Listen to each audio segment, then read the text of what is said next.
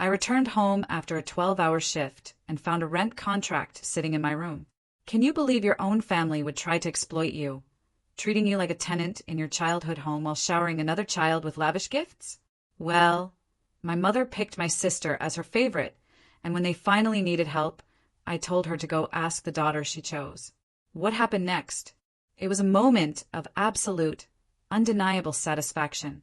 Honestly, it's been about a year since all of this went down, and I'm still processing just how nuclear everything became. But trust me, the comeuppance, the sweet revenge, it was beyond satisfying. Let me give you a quick background before we dive into this insanity. I'm 26. I did 4 intense years in the Army Infantry, deployed twice to Afghanistan, came back home to Colorado Springs, trying to figure out my next career move. But mostly, I was there to help my family. My dad was struggling with reduced hours at the steel mill, or so he said. Mom was working part-time at some boutique. And my little sister, Brittany, bless her heart, she was finding herself after dropping out of community college for the 3rd damn time. Meanwhile, I was grinding. Hard. Day in and day out, I was on a concrete crew, doing commercial pours. Probably the most back-breaking physical work you can imagine, but the money was decent, $28 an hour with overtime. Then, 3 nights a week, I'd race across town to pull overnight security shifts at this massive tech campus for $18 an hour. Between both jobs, I was pulling in about $4,200 a month before taxes. Not rich, but solid money, especially since I was living at home. And I wasn't just living there, I was constantly, without being asked, helping with groceries, utilities, you name it. Or so I thought that's how things worked. Then came that Thursday night in March. I had just gotten home from what felt like the most brutal 12-hour concrete pour of my life. Covered head to toe in dust and cement, shoulders aching. All I wanted was a hot shower and some leftover pizza. Instead, there it was, an official-looking envelope sitting on my dinner plate, like some kind of court summons. David Rodriguez, typed in all caps on expensive, cream-colored paper. No return address. No familiar handwriting. Nothing from family. My dad was across from me, scrolling on his phone, deliberately avoiding eye contact. Mom was at the sink, scrubbing a dish with unnatural focus, like she was trying to erase the pattern. Massive warning signs. I tore open the envelope with my dirty hands and nearly choked on my water when I saw what was inside. Monthly housing agreement, effective April 1st, 2023. Monthly base rent, $1,200. Utilities and internet, $350. Food household contribution, $250. Total monthly payment, $1,800. And then in bold at the bottom, failure to comply with this agreement will result in 30-day eviction notice being served. I just sat there, staring, for what felt like 10 minutes. My brain couldn't compute. My own parents, an official rental agreement, to charge me for living in my childhood bedroom. What the heck is this supposed to be? I finally managed to ask. Dad finally met my eyes, a completely serious, business-like expression on his face. It's time you started paying your fair share around here, son. You're 26 with steady employment and regular income. My fair share. I held up the paper like evidence in court. $1,800 a month for my childhood bedroom that still has Pokemon posters on the walls and a twin bed from middle school. Market rate for a private room in this area averages around $1,200 monthly, Mom said, still aggressively scrubbing that same plate. Plus utilities, internet, and food contributions. We're actually giving you a significant family discount when you think about it. Disbelief warred with a growing anger inside me. I looked around the table. So, where exactly is Brittany's official rental agreement? Did that somehow get lost in the mail or something? Silence. Absolute, total silence. Brittany is going through a very important transitional period in her life right now, Dad said carefully like he'd rehearsed it. She's working extremely hard on building her online business venture and establishing her brand. Her online business venture, right? What he really meant was she was making ridiculous money on OnlyFans and Instagram, posting revealing pictures for lonely guys online, while living completely rent-free. I'd personally seen the constant stream of designer shopping bags delivered daily. The brand new BMW she bought last month with straight cash. The expensive professional ring lights and camera equipment permanently set up in her room, taking up half the space. Meanwhile, I was working 60+ hours a week, doing manual labor that was literally destroying my body, joint by joint. And they wanted to charge me more money than most people pay for actual one-bedroom apartments in complexes with pools and gyms. "This is completely insane," I said, trying my best to keep my voice level. "I've been helping with groceries, utilities, household expenses, basically everything around here without even being asked." "That was voluntary assistance that you chose to provide," Mom replied, that cold, businesslike tone I'd never heard her use before. "This is an official rental arrangement with clear terms and expectations." But Brittany doesn't contribute anything at all. She orders expensive food delivery every single day, uses more electricity than the rest of us combined with all her equipment, and I've never seen her buy groceries or pay for anything.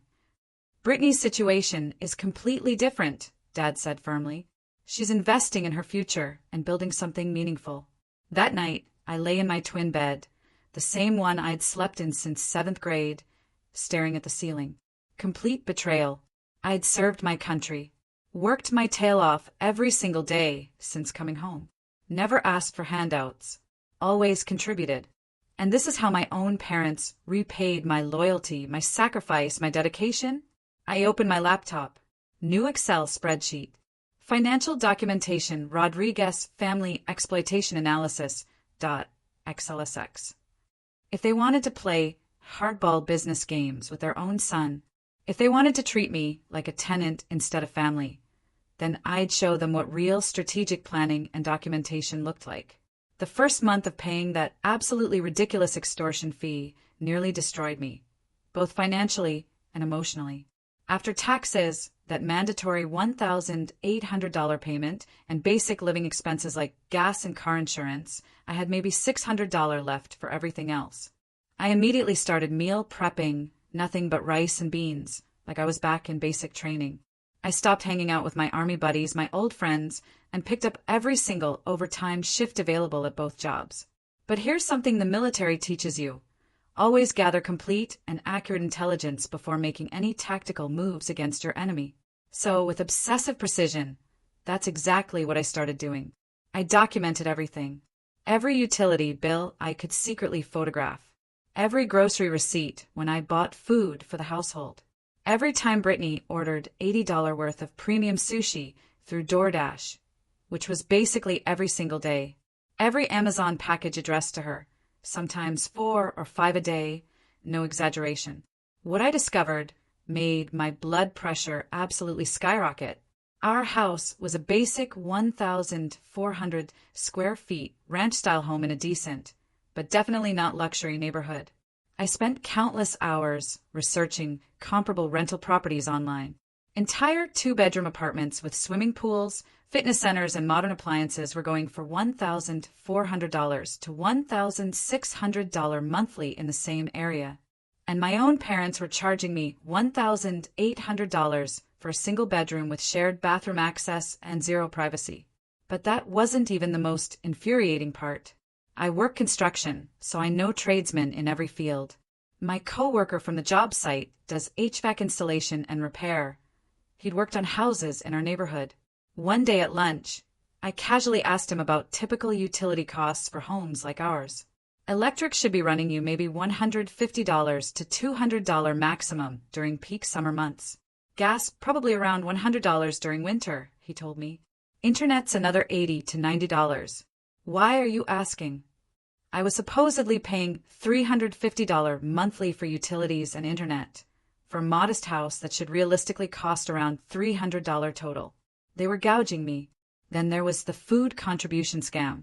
I started keeping incredibly detailed records of what I consumed versus what Brittany was burning through. She ordered expensive delivery food, literally every single day. Premium Thai, high-end sushi, those fancy organic salad places that charge $18 for lettuce, specialty coffee drinks that cost more than my entire lunch budget. The groceries I purchased for the household would completely disappear overnight because she'd constantly invite her equally parasitic friends over to raid our fridge and pantry like they own the place. I was paying $250 monthly for food contribution, while she was easily consuming $600 plus worth of delivery fees alone every month. Money that definitely wasn't coming from legitimate employment or her mysterious transitional period budget. The absolute breaking point that sent me over the edge? I saw her Instagram story, a brand new $3,000 Louis Vuitton handbag, perfectly staged with professional lighting, captioned, "Treating myself. Blessed entrepreneur, boss, babe, living my best life." That night, I did some serious internet detective work that probably wasn't entirely legal. I managed to find her OnlyFans account. Yeah, it was exactly as disturbing and gross as you'd imagine. Seeing your own sister like that. And I used basic math to estimate her actual monthly earnings. Based on her subscriber count, content prices, posting frequency, and tips, this girl was easily pulling in somewhere between $15,000 to $20,000 per month. Let me repeat that number so it really sinks in. My sister was making more money in one single month than I earned in 5 months of absolutely backbreaking physical construction work that was destroying my body. And I was the family member getting charged rent to live at home. I added a new spreadsheet tab, Brittany's estimated income versus actual household contributions analysis. The financial ratio was making me physically sick to calculate. 2 months into this rental agreement nightmare, I discovered something that pushed me from frustrated anger into absolutely livid rage. I was checking my credit card statement online during a work break. I only used the card for genuine emergencies and always paid the full balance. But I noticed multiple charges I definitely didn't recognize. And I'm talking about a lot of unauthorized charges spread across several weeks. $340 at Sephora, $156 at Victoria's Secret, $89 at some boutique I'd never heard of. Multiple food delivery charges totaling over $400 for a single month. A $79 monthly subscription to some premium content creation platform, $67 at a nail salon, $156 for something called Ringlight Pro Studio equipment, all charged to my personal credit card, all completely unauthorized, all for stuff I would never buy in a million years. I confronted Brittany that weekend. She was in the kitchen, staging one of her elaborate smoothie bowl Instagram posts, complete with professional ring lighting and phone camera equipment consuming half the counter space. "Did you use my credit card for any purchases recently?" She didn't even glance up from arranging organic berries in perfect symmetrical patterns. Yeah, like twice maybe. For emergency situations that couldn't wait. Emergency situations. I pulled out my phone and showed her the detailed statement. $340 at Sephora constitutes an emergency. I needed professional-grade supplies for content creation activities. It's a legitimate business expense that I'll write off on taxes. Paid for with my money, without my permission. That's called fraud. She finally looked up at me, an eye-rolling expression like I was being completely unreasonable. "God, David, you're being so overdramatic about every little thing. It's not like you can't afford these small amounts. You basically live here for free anyway, so what's the big deal?" For free? While paying them $1,800 every single month like clockwork.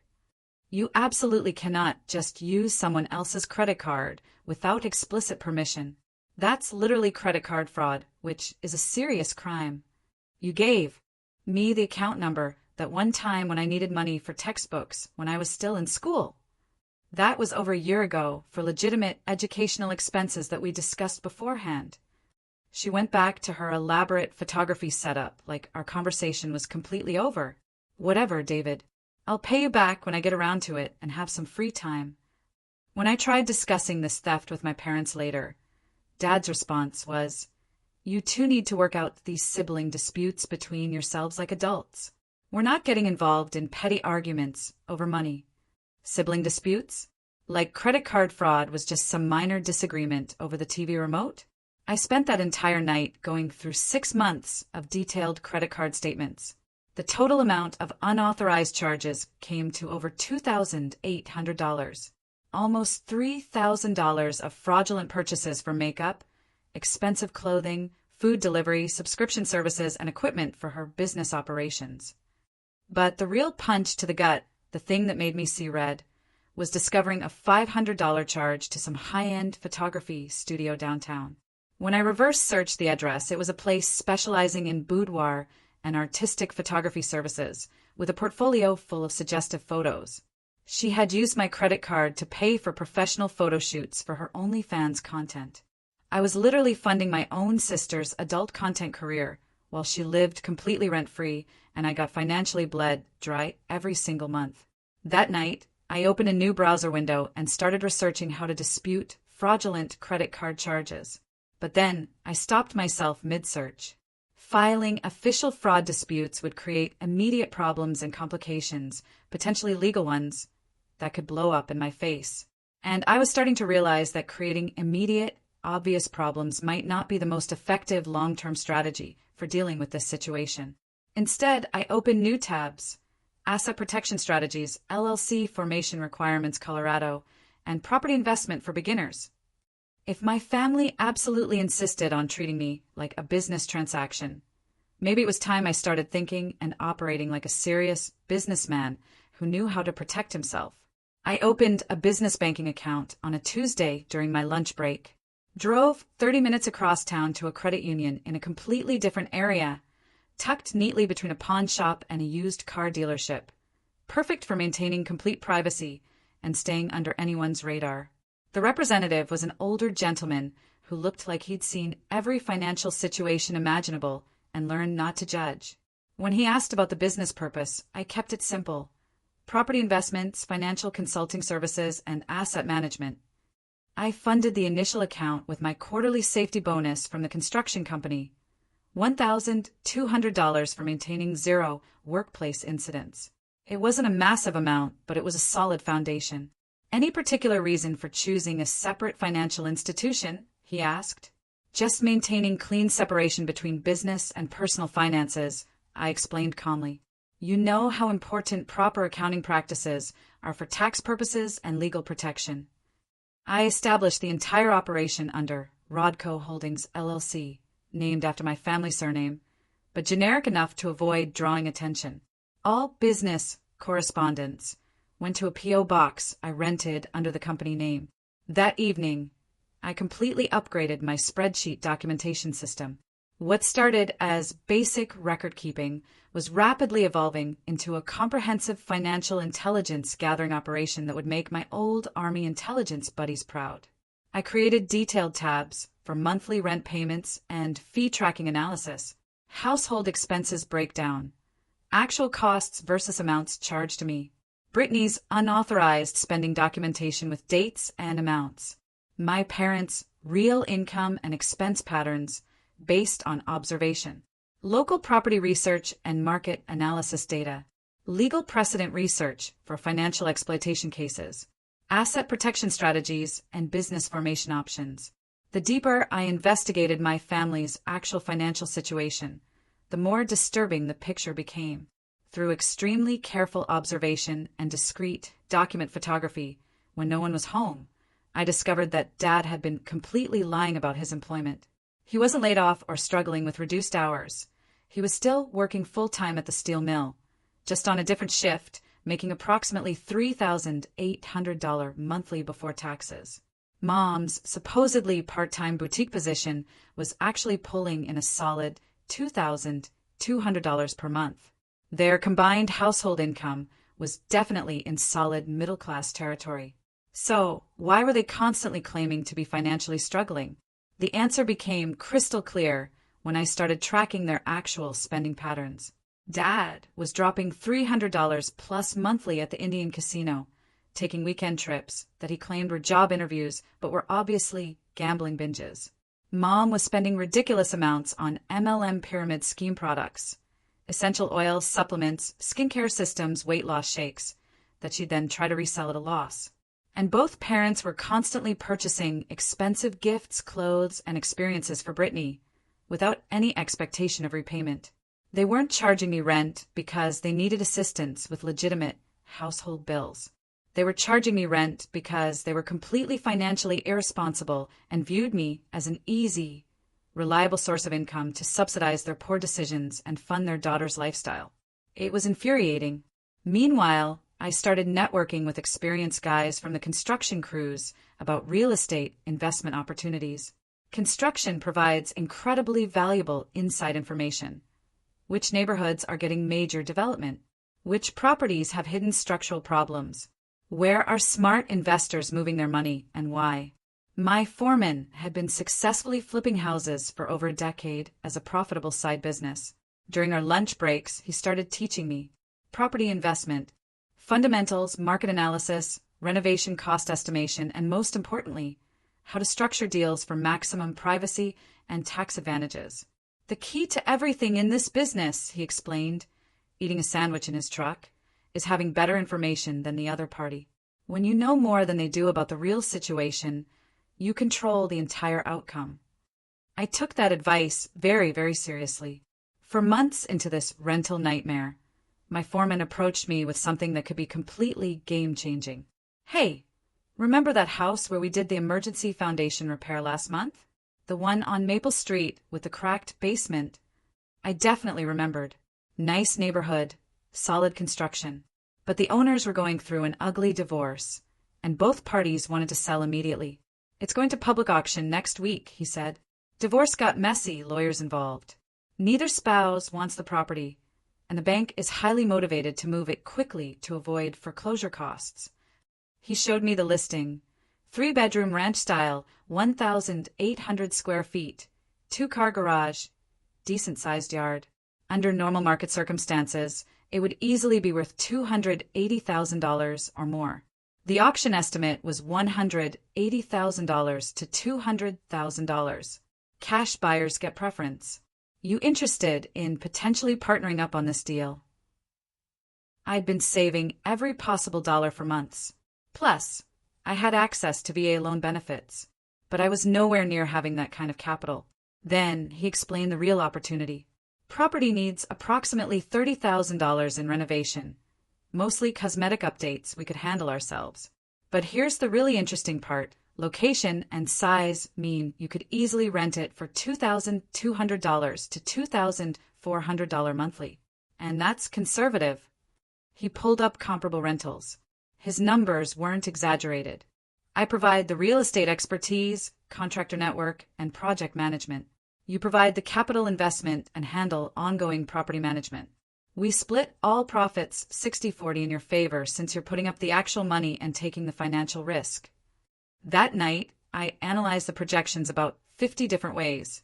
With my construction experience and his renovation expertise, we could probably complete the rehab for closer to $20,000. At $2,300 monthly rental income, the property would generate positive cash flow from month one, plus long-term appreciation. More importantly than just the money, it would provide me with something I desperately needed: real leverage and complete independence from my family's financial manipulation. I contacted the credit union the very next morning. My military service record, steady employment, and savings qualified me for much better financing terms than I expected. By Thursday afternoon, Rodco Holdings LLC had official pre-approval for $200,000 in property investment financing at competitive interest rates. Friday morning, my foreman and I stood on the courthouse steps. Bidding started at $160,000. Most potential bidders dropped out quickly. We'd agreed on a maximum of $190,000. When the auctioneer's hammer finally came down at $185,000, we officially owned our first investment property. Walking away from that courthouse, I felt something I hadn't experienced in months. Not just hope or optimism, but actual power and control over my own destiny. For the first time since this whole family exploitation started, I wasn't just reacting defensively to what other people were doing to me. I was making strategic, offensive moves that would change everything. The following 6 weeks were some of the hardest physical work I'd ever done, but also the most personally satisfying. My foreman and I spent every weekend and most weekday evenings transforming that property into something genuinely special. New luxury vinyl flooring, fresh paint, energy-efficient LED systems, granite countertops, stainless steel appliances in the kitchen. I did most of the labor myself, keeping costs down and giving me something productive to focus on besides the ongoing disaster at home. My parents barely noticed my absence. They were too busy enabling Brittany's latest entrepreneurial schemes. She'd started some kind of confidence coaching business on top of her OnlyFans, charging desperate women $500 for personal empowerment consultations that basically consisted of telling them to show more skin and embrace their feminine power. The girl was pulling in close to $25,000 monthly now between all her ventures, and she was still living completely rent-free, while I paid $1,800 every month for the privilege of sleeping in a twin bed and having my credit card stolen. But I was systematically documenting everything. Every luxury purchase she posted on Instagram and TikTok with location tags and price. Every time she borrowed mom and dad's vehicles instead of using her BMW. Every family dinner where she ordered expensive takeout for everyone and forgot her wallet, leaving my parents to pay. The renovation project was nearing completion when I discovered something that fundamentally changed my entire understanding of what my parents were planning. I was replacing a broken sprinkler head in our front yard when our next-door neighbor, a sweet elderly lady who'd lived there for 30 years and noticed everything, came over. "Are your parents getting ready to sell the house?" she asked, friendly and curious. "What? No, definitely not. Why would you think that?" "Oh, I saw a real estate agent taking photographs and measurements last week. Professional-looking woman with a clipboard and tape measure. Thought maybe they were preparing to list the property for sale." My stomach dropped. A real estate agent? When? She described a professional woman who'd spent an hour photographing the house from multiple angles, measuring rooms, taking detailed notes. That night, I did thorough online research. I found the agent's name through the MLS database my foreman had taught me to navigate. Called her office the next day, pretending to be a potential buyer. "Oh yes, the Rodriguez property on Pine Street," she confirmed immediately. "We're not quite ready to list officially yet, but the owners are definitely considering a spring timeline for selling.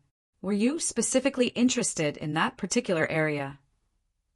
My parents were secretly planning to sell our family house, the exact same house they were charging me $1,800 monthly to live in, without telling me anything. I hung up the phone and immediately called my foreman. "How quickly can we get our rental property completely ready for tenants?" 2 weeks maximum, maybe 10 days if we really push hard, he said. "Why the sudden urgency?" "Because I think I'm about to become homeless and I need to accelerate our entire timeline before that happens." That weekend, my foreman and I worked literally around the clock. By Friday evening, the house was rental ready and looked amazing. We listed it online Saturday morning with professional photos. By Sunday night, we had 12 qualified applications and a rapidly growing waiting list. The couple we selected was perfect. Young professionals, stable employment, excellent credit. They wanted to move in immediately and even offered $2,400 monthly, $100 more than our asking price. My foreman grinned when we signed the lease. "Congratulations, partner. You're officially a successful landlord with positive cash flow." But I wasn't thinking about the money. I was thinking about the final phase of what I was planning and how satisfying it was going to be. I moved out on a Wednesday morning while everyone was predictably away. Brittany at her weekly content creation session, Mom at book club, Dad at the casino. I'd been quietly relocating my important possessions for weeks, so there wasn't much left in my room. Essential clothes, my laptop, sentimental items for my military service. Everything that truly mattered fit easily in my pickup truck. On the kitchen table, I left my house key and a single piece of paper with a brief, professional message. Effective immediately, I am terminating my rental agreement with this property. Final rent payment was processed March 1st as agreed. All utilities and services registered in my name will be disconnected within 48 hours. Future communication should be directed through Rodco Holdings LLC at P.O. Box 2847, Colorado Springs, Colorado. David Rodriguez. No emotional appeals. No detailed explanations. No room for argument or negotiation. Just cold, business facts delivered with the same impersonal precision they'd used in that original invoice. But here's where the story gets really satisfying for everyone. What my family didn't realize was that I'd been conducting much more extensive research than just property values. Over the past several months, I'd been thoroughly investigating their financial situations, business dealings, and most importantly, Brittany's online operations and legal compliance. It turns out my entrepreneurial sister had been making some seriously major mistakes that were about to catch up with her. First major discovery: she'd never reported any of her substantial OnlyFans income to the IRS. We're talking about $200,000 plus in completely unreported income over the past year and a half. That's federal tax evasion territory with serious legal consequences, including potential prison time. Second discovery: she'd been using our parents' home address for all her business correspondence, tax documents, and legal paperwork, which meant when the IRS eventually came investigating, and they definitely would, they'd find Mom and Dad listed as potential accessories to tax fraud. Third discovery, and this was the most beautiful part: she'd been advertising and filming her OnlyFans content using photos and videos taken throughout our parents' house. Master bedroom, living room, kitchen, backyard, basically every room, which meant they were technically operating a commercial adult entertainment business out of a residential property, in direct violation of approximately 6 different city ordinances and HOA regulations.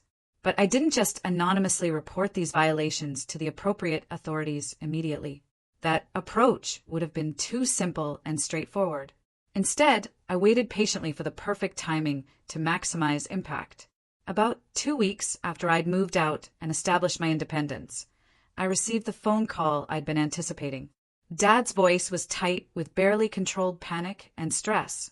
"David, we really need to talk immediately. Can you come over to the house right now?"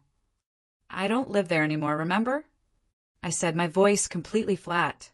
"You can schedule an appointment through my business email address if needed." "You're what, David?" "This is extremely serious. We received some very official letters today that we don't understand." I knew exactly which letters he was referring to. The IRS audit notification for Brittany requiring immediate response. The city code enforcement violation notices with substantial fines. The HOA fine documentation totaling $15,000 in penalties. The real estate agent contract cancellation letter due to legal complications. You see, once I'd moved out and established my complete independence, I'd made several strategic phone calls over the course of a week. Anonymous tips about unreported income to the IRS fraud hotline with specific details and evidence. Detailed complaints about commercial activity in residential areas to code enforcement with photographic proof. Comprehensive evidence of HOA violations to the Homeowners Association board with documentation. "I can meet you at the coffee shop downtown Saturday afternoon. 2 p.m. sharp," I offered. When they arrived for our meeting, they looked like they'd aged 10 years in 2 weeks. Dad's hair seemed grayer and thinner. Mom had visible stress lines around her eyes. And Brittany looked like she'd been crying for days straight. I sat across from them, wearing my best business casual outfit, maintaining a completely neutral, professional expression, with a thick folder of official documents beside my coffee cup. "So," I said calmly, "what seems to be the problem?" Dad slid a thick stack of official government letters across the table with shaking hands. The IRS audit notification. City code violation notices with escalating fines. HOA violation documentation totaling $15,000. A notice that their homeowner's insurance had been canceled due to undisclosed commercial activity. "We don't understand what's happening to us," Mom said desperately. "Everything hit us at once, like some kind of coordinated attack." I flipped through the papers methodically, like I was seeing them for the first time. "Wow, this is pretty serious stuff. Federal tax issues, city violations, insurance problems. Can you help us figure this out?" Dad asked, desperation in his voice. "Help you in what specific way?" Maybe you could move back home," Mom suggested, "and help us navigate this situation." We could definitely adjust the rent arrangement to something more reasonable. I pretended to consider their proposal very carefully. What kind of adjustment were you thinking?